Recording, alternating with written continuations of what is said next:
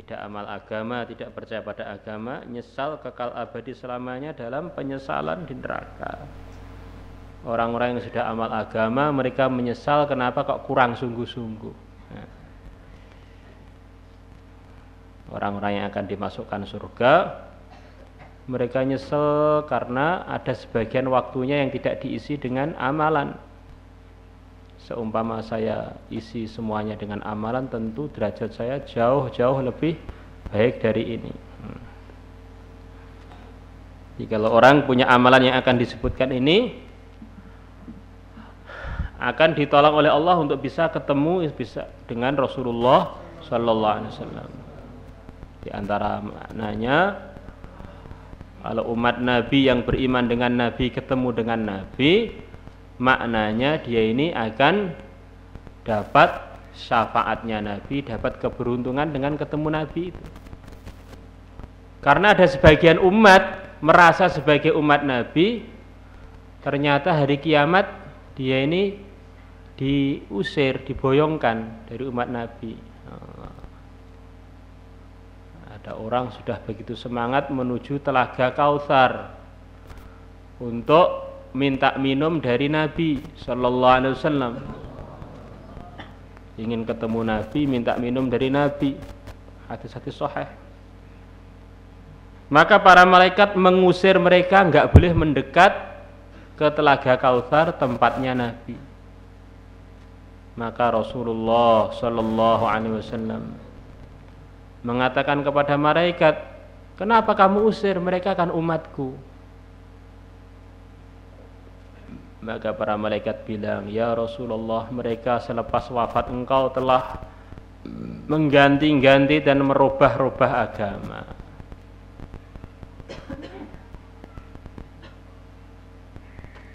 Maka begitu Nabi mendengar bahwa orang-orang yang datang tadi ternyata orang-orang yang rusak agama, maka Nabi pun bilang kepada mereka, suhqan, suhqan, minggatlah kalian, minggatlah kalian. Nah, Nabi ini diantara tugasnya ya membenci orang yang dibenci oleh Allah. Kita ini alhamdulillah dalam kebaikan, dalam amal, ingin ikut Nabi, ikut para sahabat. Jadi jangan puas dulu. Kita ini ikut beneran apa tidak, ini diri kita lebih tahu. Karena ada orang yang dididik oleh Nabi sendiri, di zaman Nabi masih hidup, tapi dia tidak terdidik karena tidak mengikuti arahan. Orang zaman Nabi yang bisa baik itu hanya orang-orang yang ikuti arahan saja. Adanya kita di pondok, adanya kita dalam kebaikan ini belum cukup. Kita pikir ini kebaikan ini sudah kita sesuaikan dengan arahan, apa kita ambil yang cocok dengan nafsu kita saja. Allah, la ilaha illallah.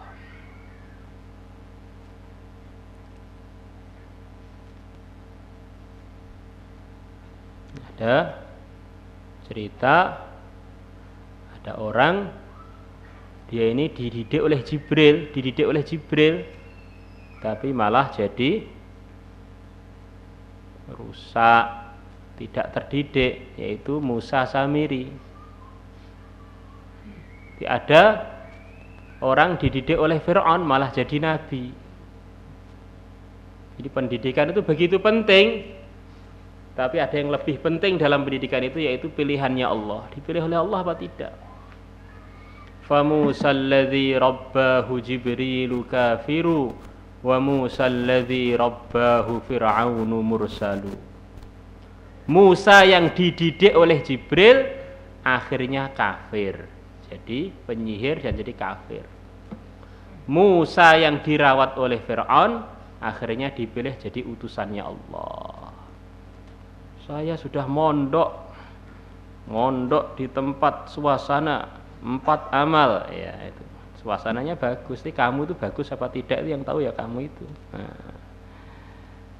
Allahu Akbar. Karena Abdullah ibnu Ubay ibnu Salul itu juga adanya di Madinah sana, pimpinan munafikin itu.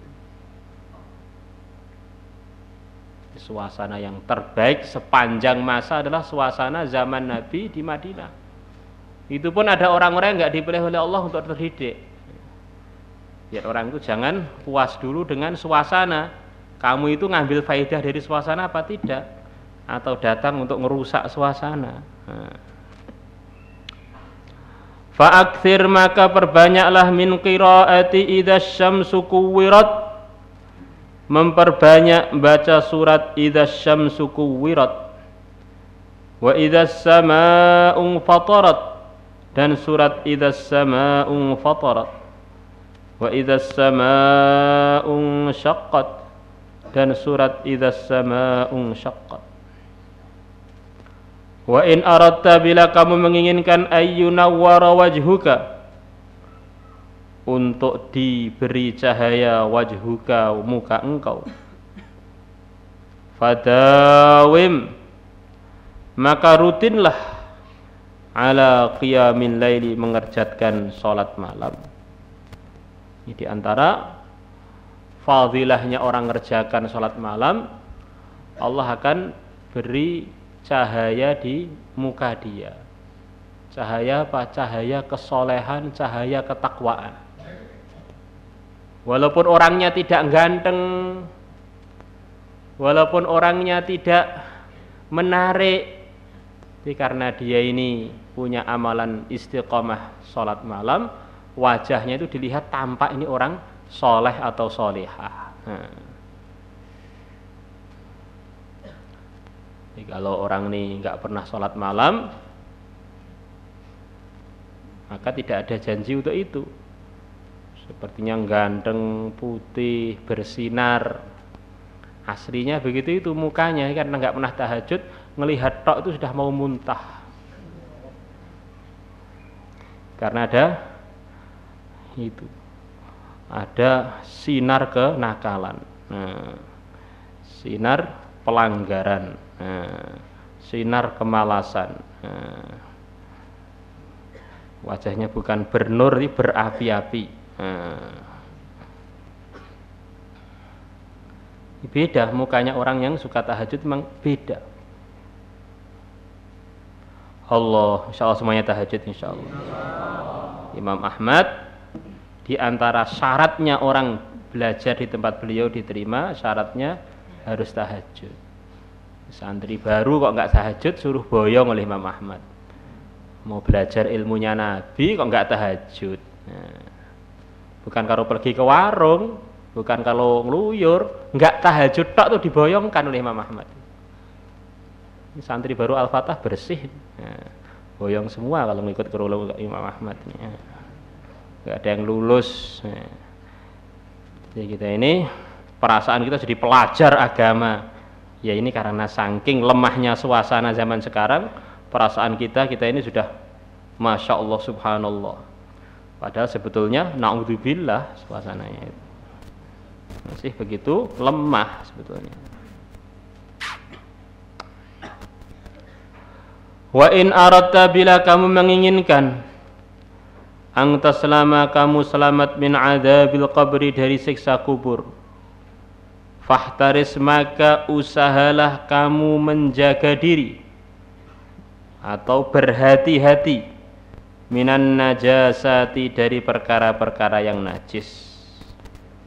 Watruk, dan tinggalkanlah, aklal muharramati, makan perkara-perkara yang diharamkan. Warfud, dan tolaklah, asyahawati, kesenangan-kesenangan. Kalau najasah itu sudah mafhum. Kita bagaimana dalam bersuci, dalam membersihkan najis ini benar-benar usaha sempurna. Haram jangan kita makan. Ada orang yang begitu mujahadah keadaannya, berdebu bajunya, rambutnya awut-awutan, begitu menderita, yang semestinya kalau dia doa ini sudah memenuhi persyaratan doanya orang yang kepepet.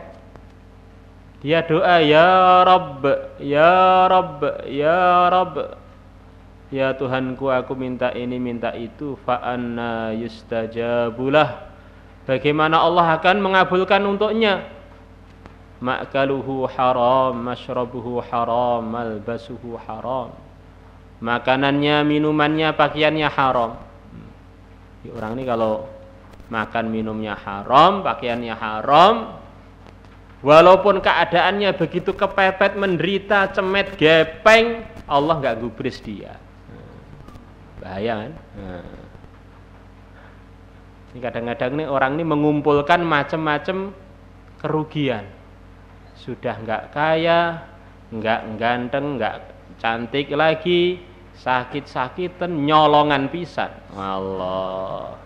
Jadi ini masanya, ini namanya, Masya Allah, rugi dunia, rugi akhirat itu. Ya. Warfudis syahawat. Kita ini punya keinginan-keinginan, perkara-perkara yang tidak ada keterangan langsung dari agama bahwa ini haram. Kalau kita menginginkan, tentu saja ini perkara yang mubah, yang boleh. Walaupun boleh, tidak semua keinginan kita ini perlu kita tunaikan. Syahwat, keinginan-keinginan yang sepertinya boleh tapi diikuti, akhirnya terjadi pelanggaran-pelanggaran.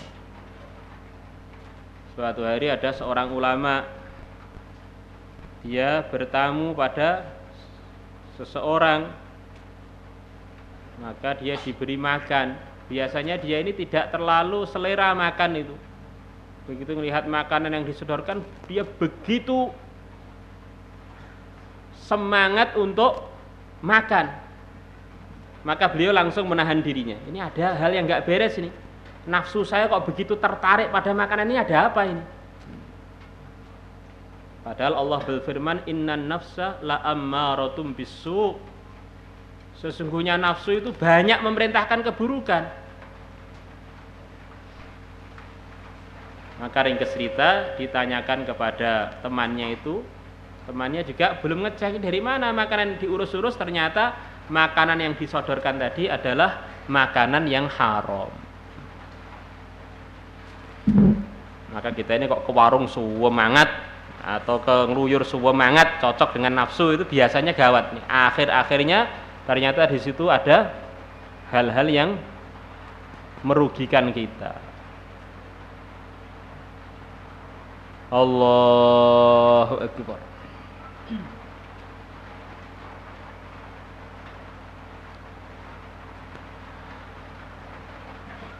Wa in aradta, bila kamu menginginkan as-salamata, untuk selamat, min atsi yaumil qiyamati, dari haus pada hari kiamat, falazimis sauma, maka selalulah kamu puasa. Lazimis shaum maksudnya menetapilah puasa, suruh selalu puasa, perbanyak puasa. Rasulullah sallallahu alaihi wasallam mencontohkan kita amalan agama macam-macam. Dakwah, taklim, zikir, ibadah. Termasuk ibadah yang beliau contohkan adalah amalan puasa. Beliau mencontohkan puasa Senin, Khamis, puasa Ayyamul Bid tanggal 11, 12, 13. Ya, berapa? 13, 14, 15. Nah, mencontohkan puasa 6 hari Syawal, puasa Asyura, puasa Arafah. Maka beliau mengatakan, barang siapa setiap bulan puasa sunnah 3 hari, faqad shoma ad-dahra, maka dia telah terhitung puasa sepanjang tahun. Man jaa bil hasanati falahu asyru amthaliha. 3 hari dilipatkan 10 seperti 30 hari. Maka bagaimana kita juga jangan ada amalan agama yang tidak kita lengkapi. Ya ada puasanya, ada wiridnya, ada ngajinya, ada dakwahnya, ada ininya, biar lengkap, akhirnya pahalanya lengkap, derajatnya lengkap. Kalau ada hal yang dikurangi, ya ada yang kurang dalam pahala kita. Dalam puasa ini ada satu anugerah Allah yang tidak diberikan kepada amalan apapun selain puasa. Seperti dalam zikir ada satu anugerah yang tidak diberikan kecuali dengan zikir. Seperti dalam dakwah ada anugerah yang tidak dapat didapatkan kecuali dengan dakwah. Ini kalau orang mau berpikir keberuntungan dunia akhirat, mestinya dia ini memperhatikan seluruh amalan itu bagaimana dia punya semuanya. Jangan dipilih-pilih yang sesuai dengan nafsunya, semuanya dilengkapi. Di antara faedahnya puasa, setiap kita buka, Allah beri doa makbul untuk kita. Kita ini banyak masalah, masalah pribadi, masalah keluarga, masalah masa depan kita, anak cucu kita, masalah ekonomi, macam-macam masalah. Dan ini semuanya dari Allah, yang bisa menyelesaikan hanya Allah. Di antara cara menyelesaikannya adalah dengan doa waktu berbuka puasa. Di antara fadilahnya puasa adalah sumu tasihhu, sabda Nabi. Puasalah kalian maka kalian jadi sehat.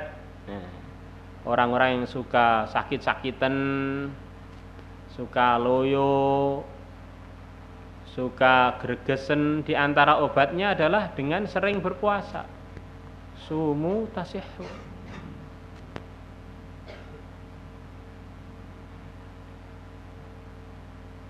La ilaha illallah.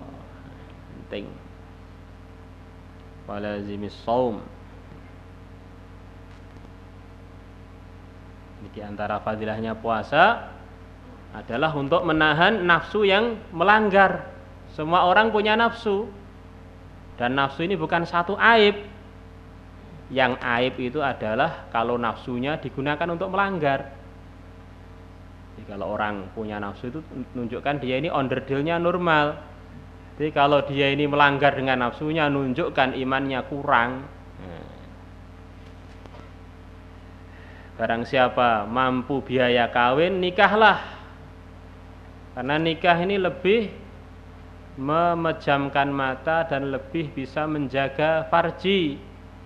Kalau enggak mampu, fa'alaikum bisyam fa inna fihi wija.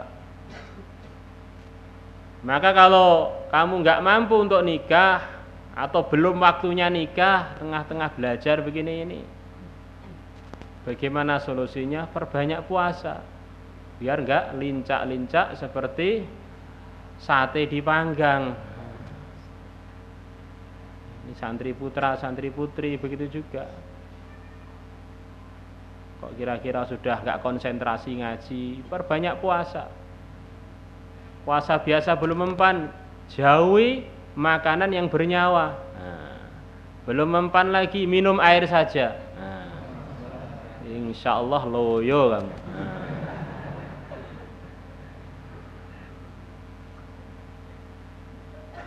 La ilaha illallah wallah.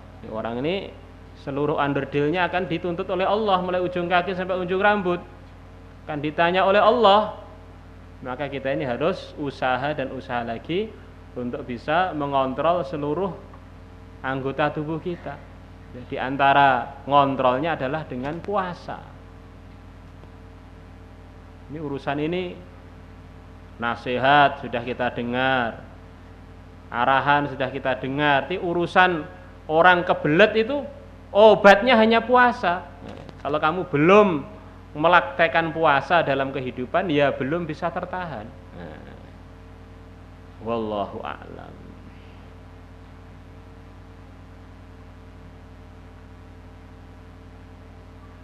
Karena kalau kita secara fikih itu kan ya, seperti kalian secara umum nikah sekarang ini ya cari masalah aja sebetulnya.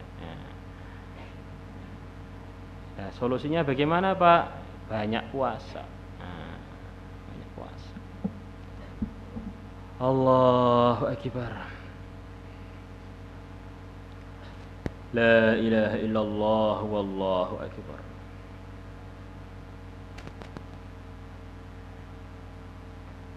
Takrar.